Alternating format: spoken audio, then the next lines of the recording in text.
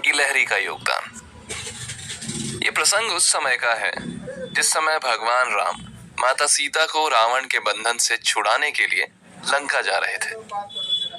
जब उनकी पूरी वानर सेना समुद्र के किनारे पहुंच गई, तब किसी भी प्रकार का कोई रास्ता नहीं मिला कि उस समुद्र को किस प्रकार पूरी सेना के साथ पार किया जाए।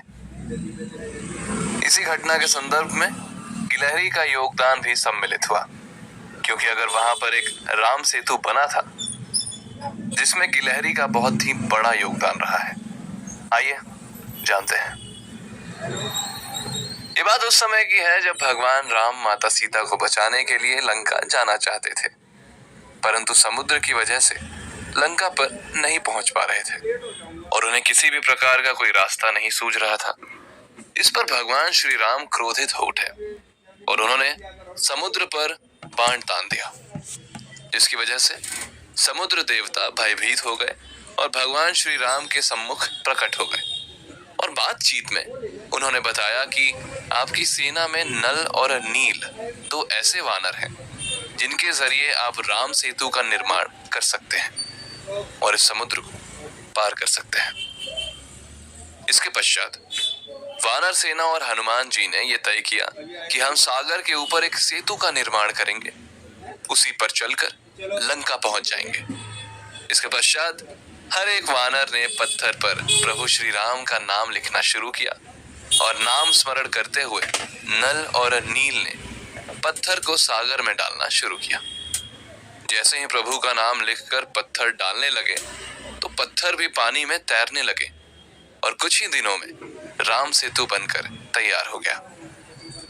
जिस समय राम सेतु बनाने में सभी वानर व्यस्त थे, उसी समय एक छोटी सी गिलहरी ने उन सभी को पुल बनाते हुए देखा था। गिलहरी ने मन में ही सोचा कि प्रभु श्री राम तो साक्षात भगवान हैं। उनके लिए जब ये बंदर राम सेतु बना रहे हैं और भगवान राम की सेवा कर रहे हैं, तो मुझे भी सेवा में अपना योगदान देना चाहिए। ये सोचकर गिलहरी ने मन ही मन प्रभु श्री राम के चरणों में नमस्कार किया और दूसरी तरफ अपनी सेवा शुरू कर दी। समुद्र तट के पास रेत का बहुत बड़ा ढेर था।